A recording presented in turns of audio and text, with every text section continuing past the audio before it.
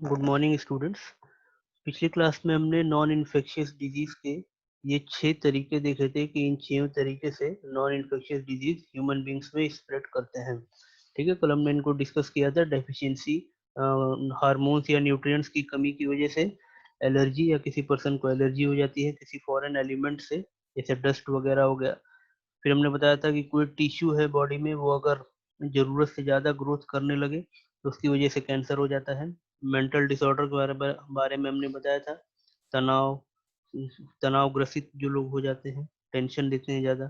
ठीक है, फिर एडिक्शन बताया था अल्कोहल ड्रग्स वगैरह से।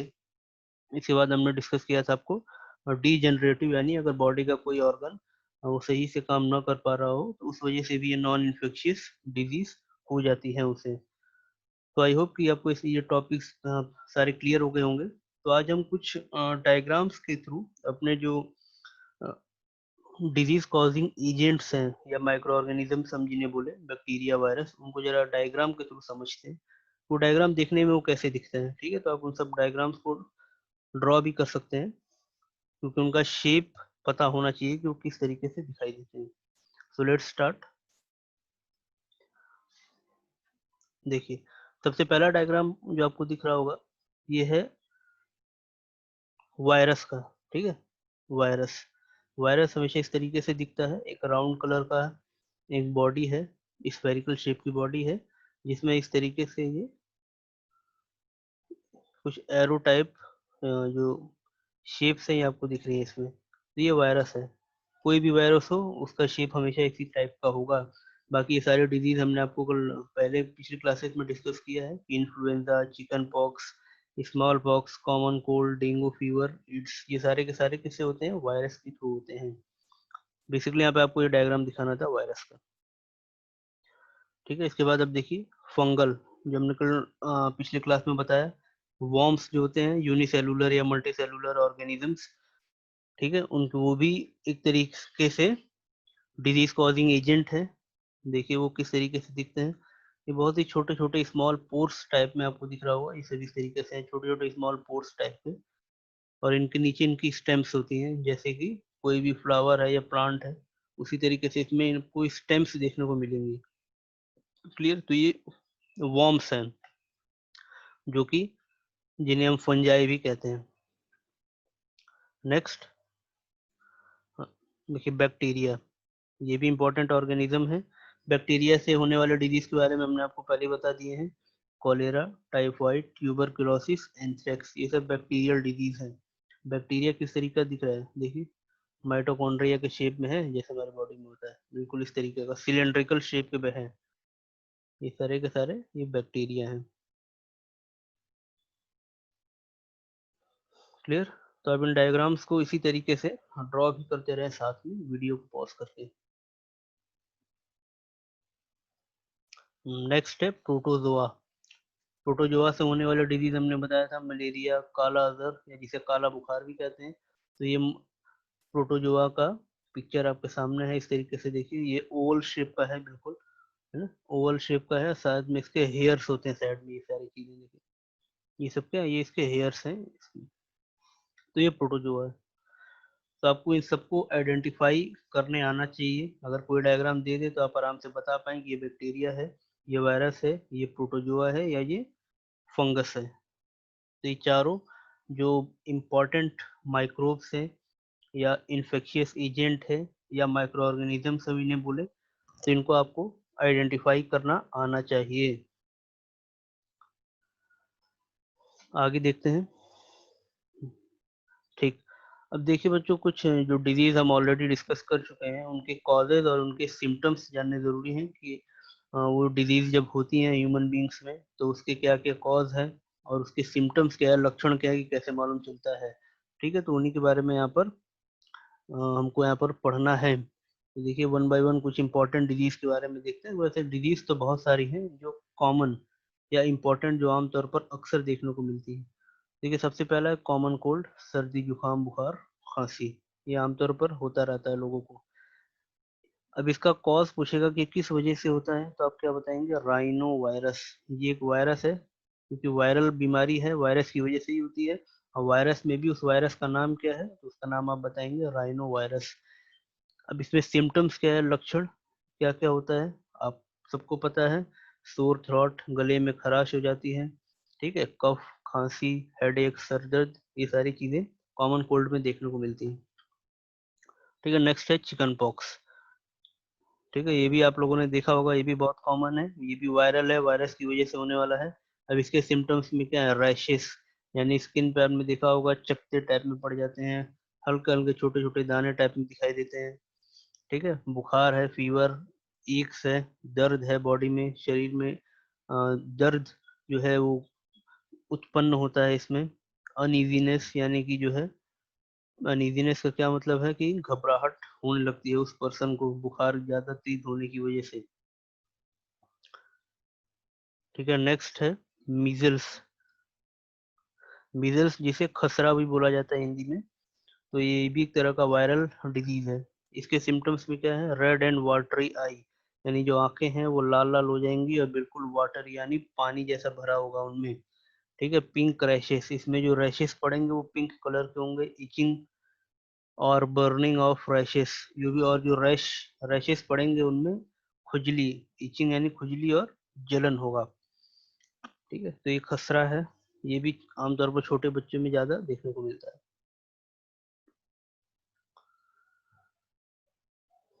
ठीक,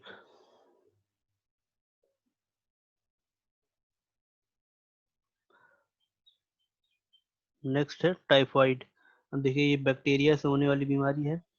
टाइफाइड में क्या है, हाँ, इसका कॉज पूछेगा आपसे, तब उस बैक्टीरिया का नाम बताएंगे, सेल मुनीला टाइफी। ठीक है, इस नाम को आपको याद करना है बिल्कुल, सेल मुनीला टाइफी। इस बैक्टीरिया की वजह से ही टाइफाइड होता है। और इसके सिम्टम्स में क्या है, फीवर, हेडेक, ठीक है, बुखार हो, सर दर्द हो बहुत तेज, लॉस ऑफ एपेटाइट, यानी भूख नहीं लगेगी, बिल्कुल भूख खत्म हो जाती है अक्सर जो भी टाइफाइड का पेशेंट है उसको आप देखेंगे।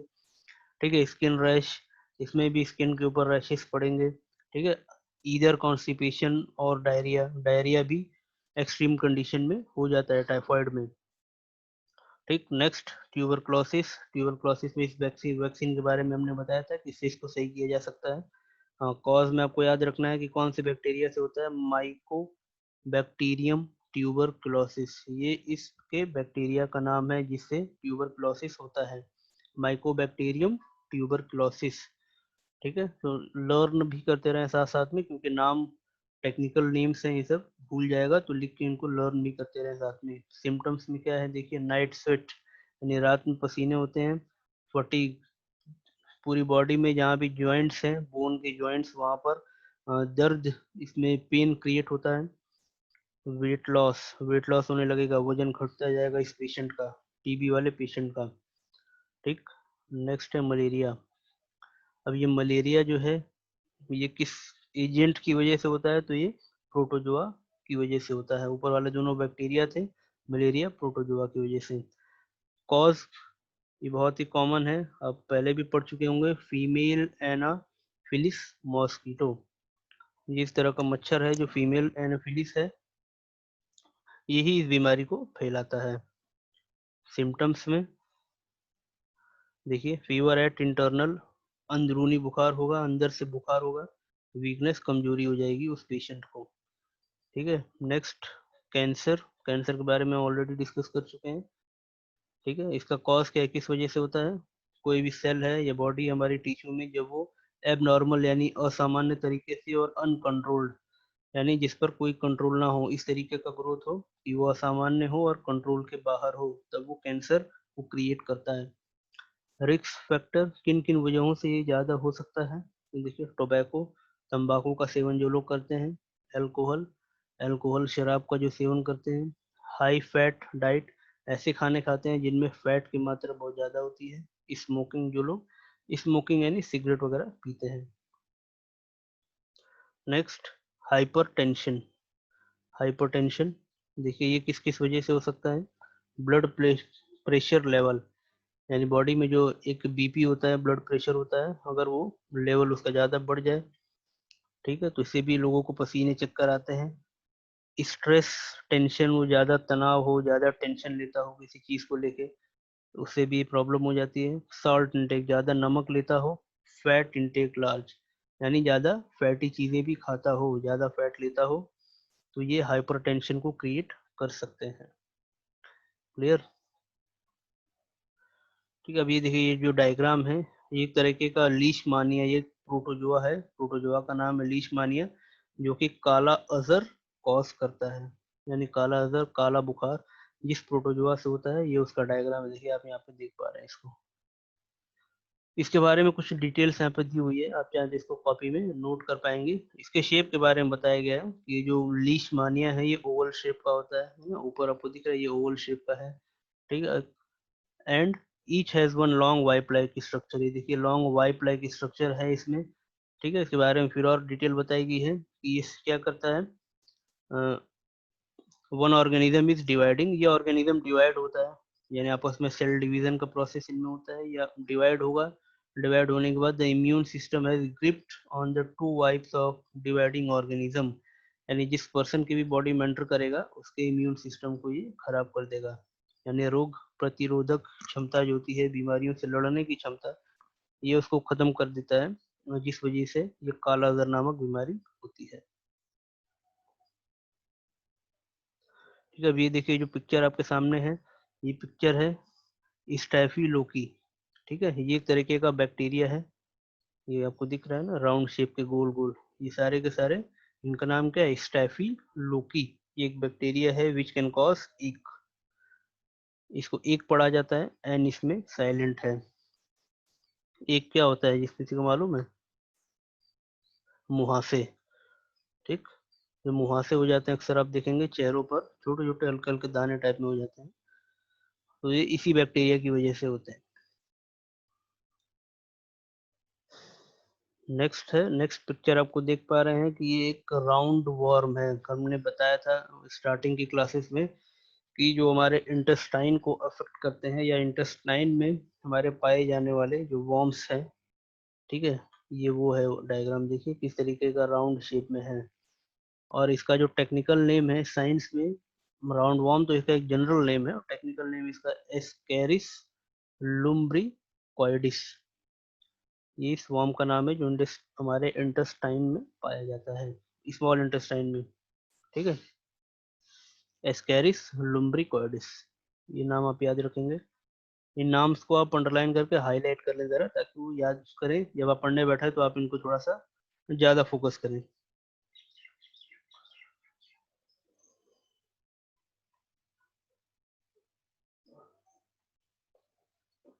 इसके बाद हम अपने नेक्स्ट टॉपिक पर आते हैं, जो है means of spread of disease, यानी बीमारियों के फैलने के माध्यम क्या हैं, किन किन माध्यमों से फैल सकती हैं बीमारियां।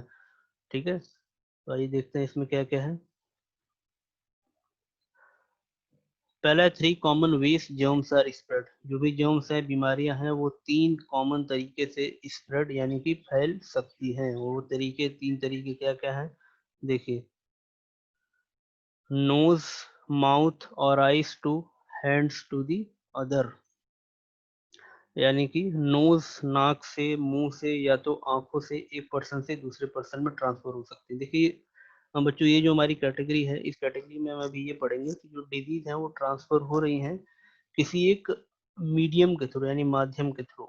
इसमें माध्यम में हवा भी आ सकती है, हवा से उड़ के चला जाए दूसरे पर्सन पे, वाटर आ सकता है, वाटर के थ्रू ट्रांसफर हो जाए। ठीक है, या तो नोज, माउथ और आइज के थ्रू ट्रांसफर हो जाए किसी भी तरीके से। तो देखिए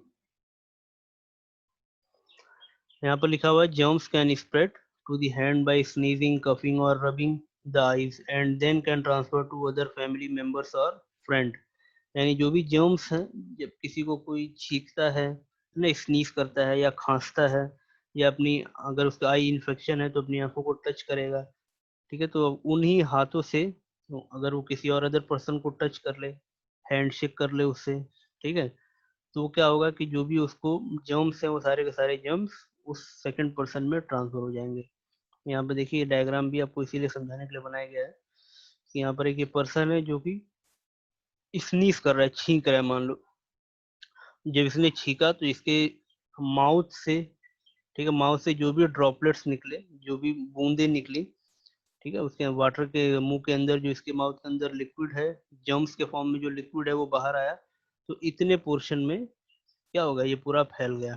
ठीक है, अब यहाँ पर इतने पोर्शन में फैला, तो यहाँ से जब हवा आई, एयर एयर ने क्या किया, इसको उठाकर आगे बढ़ा दिया, एयर ने इसको कैरी कर दिया। तब आगे कितनी दूर तक कैरी हो सकता है, देखिए नीचे आपको मीटर में डिस्टेंस भी बताया गया है, ये 2 मीटर तक जा सकता है। जो बड़े ड्रॉपलेट्स होंगे, लार्ज ड्रॉपलेट्स, क्योंकि जब हम छींकते हैं तो जो ड्रॉपलेट्स निकलते हैं वो बड़े भी होते हैं, छोटे भी होते हैं। जो बड़े वाले ड्रॉपलेट्स होंगे वो 2 मीटर की दूरी पर करीब जमीन पर बैठ जाएंगे, सेटल हो जाएंगे। और जो छोटे वाले ड्रॉपलेट्स होंगे जिनको हवा उठा कर ले जाएगी, वो करीब 4 मीटर तक जा सकते हैं। तो आप देख पा रहे हैं करीब 4 मीटर के अंदर में यहाँ से लेकर यहाँ तक ये जो पूरा डिस्टेंस है, इस डिस्टेंस के अंडर में अगर कोई दूसरा पर्सन आ गया तो उसको भी सारे के सारे ये जर्म्स जो इस पर्सन से निकले हैं वो उस पर्सन में ट्रांसफर हो जाएंगे और उस पर्सन को भी वो डिजीज हो जाएगी। क्लियर?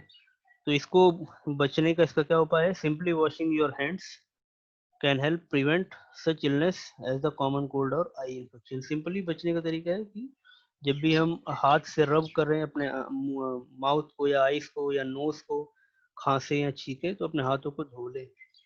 जब हाथ हम धुल लेंगे तो क्या होगा कि जर्म सारे खत्म हो जाएंगे। क्लियर? तो देखते हैं आगे। नेक्स्ट है हैंड्स टू फूड। अब इसमें क्या है, नाम से आपको समझ में आ रहा होगा। देखिए यहाँ पर ये पिक्चर भी इसलिए बनी है कि ये कुछ लोग हैं, ये कोई फूड आइटम से खरीद रहे हैं या खा रहे हैं, और इनको खिलाने वाले यहाँ पर ये हैं, ये लोग इनको खिला रहे हैं, ये लोग खा रहे हैं। तो इसमें क्या होगा कि अगर ये जो खिलाने वाले लोग हैं, इनके इनके पास या इनके हाथों में कोई अगर जर्म्स ऑलरेडी प्रेजेंट है, या इनमें से किसी को किसी भी तरीके की बीमारी है, तो वो अगर इन लोगों ने अपने हैंड को वॉश नहीं किया है, तो इनके हैंड से पहले ये सारे इन फूड्स में ट्रांसफर होंगे। जर्म्स इनके हैंड से इन फूड में ट्रांसफर होंगे। फिर इन फूड को जो ये लोग खा रहे हैं, यहाँ पे जो ये लोग खड़े हैं, ये सारे के सारे इन फूड के थ्रू ये इन सारे पर्सन्स को जर्म्स ट्रांसफर हो जाएंगे। इसीलिए कहा जाता है कि बाहर की चीजें जो ठेले उले पे अक्सर लोग खाते हैं, आप लोग भी बड़े शौक से खाते हैं, तो वहां पर इन सभी जर्म्स के फैलने का खतरा होता है, क्योंकि जो बनाने वाला है, जो खिलाने वाला है, वो बहुत प्रिकॉशन नहीं लेते हैं वो लोग। ठीक है, तो अपने हाथ को वो लोग अक्सर साफ नहीं करते हैं, उसी गंदे हाथ से खाने की चीजें वो लोग खिला देते हैं। फुल्की चाट आप सब खाते हैं, ठीक है, तो क्या होता है कि उनके हाथों से उस खाने में जाता है, उस खाने से फिर वो हम तक या आप तक पहुंच जाता है। तो इस वही चीज यहाँ पर लिखी हुई है, इसको आप लोग नोट कर लेंगे साथ में, कि germs are transmitted from unclean hand to food by an infected food preparer. यानी जो भी खाना बनाने वाला है उसके हाथ से वो उस फूड में ट्रांसफर हो जाते हैं। ठीक है, who didn't wash his hand after using toilet. यानी वो जो खाना बनाने वाले लोग हैं, जो उस आइटम को बना रहे हैं, वो टॉयलेट वगैरह जाने के बाद अपने हैंड को अगर वॉश नहीं करेंगे तो उनके हाथ में जर्म्स रहेंगे, और उसी हाथ से वो लोग फिर आपको खिलाएंगे, तो जर्म्स हमारी या आपकी बॉडी में एंटर कर जाएगा। ठीक है, बहुत सी सिंपल चीजें हैं, डेली अक्सर हम देखते हैं अपनी लाइफ लाइफ में, रोज होती है हमारे साथ, तो इनको कनेक्ट करना बहुत इजी। नेक्स्ट है एनिमल टू पीपल्स। देखिए सारी जो कैटेगरीज हम पढ़ रहे हैं ना, ऊपर वाले में आपने देखा कि नोज से, नाक से या मुंह से किस तरीके से जब उसने छींका या खांसा तो किसी दूसरे को हो गया। ठीक है, फिर अभी हमने देखा फूड के थ्रू या हैंड के थ्रू, डर्टी हैंड के थ्रू। अब यहाँ पर हम देखेंगे एनिमल से, जब भी हम घर में अपने पेट्स वगैरह रखते हैं तो उनको हम अक्सर प्यार से सहलाते हैं। ठीक है, अब एनिमल्स के बॉडी में या उनके हेयर्स में जो भी जर्म्स छुपे हैं, उनको टच करने के बाद जब हम अपनी बॉडी को टच करते हैं तो वो हमारी बॉडी में एंटर कर जाते हैं। इसीलिए कहा जा रहा है कि देखिए, wash your hands after petting animals और touching any surface they come into contact with. जब भी किसी एनिमल्स को आप टच करें तो अपने हाथों को धुल लें। तो ये सारे के सारे एक मीडियम के थ्रू ये डिजीज ट्रांसफर हो रही हैं। यानी डायरेक्ट ट्रांसफर नहीं हो रहा है, एक पर्सन से दूसरे पर्सन में डायरेक्ट कांटेक्ट नहीं हो रहा है, किसी माध्यम के थ्रू हो रहा है।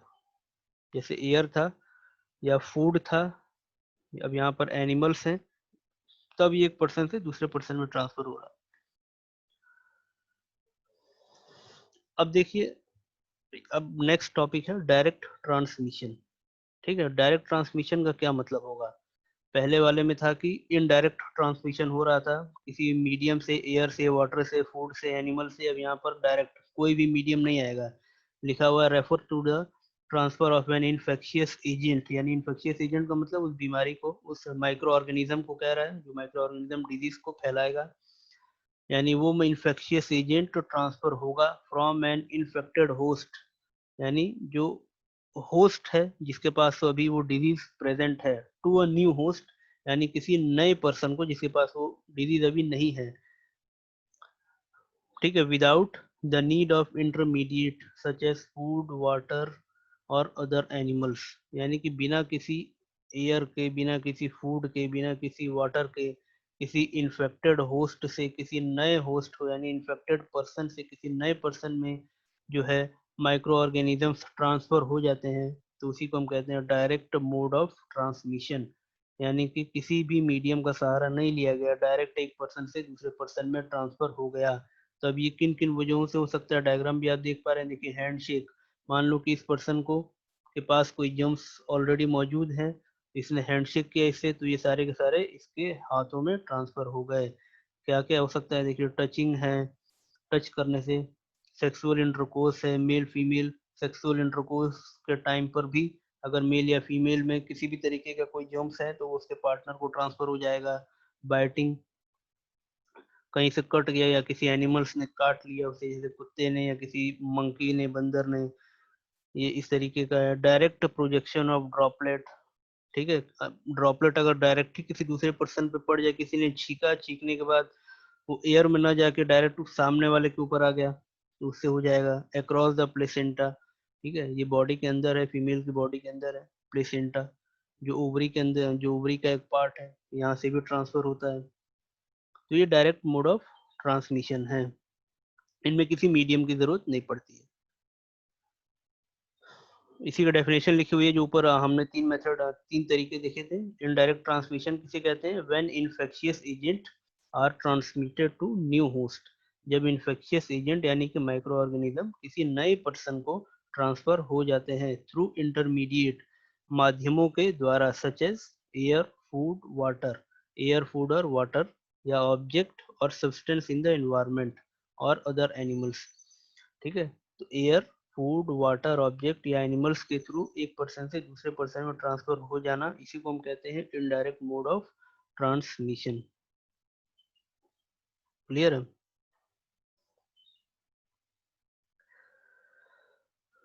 तो ओके स्टूडेंट्स, हम आज की क्लास में इतना रखते हैं। कल हम इसी इनडायरेक्ट ट्रांसमिशन के कुछ और 3 सब टाइप्स हैं उसको और देखेंगे कि किस तरीके से, वही एयर के बारे में और थोड़ा डिटेल में देखेंगे, फूड और वाटर, इन तीन को थोड़ा सा और कल डिटेल में हम देखेंगे। तब तक आज की क्लास हम यहीं तक रखते हैं, आप इतना प्रिपेयर करें।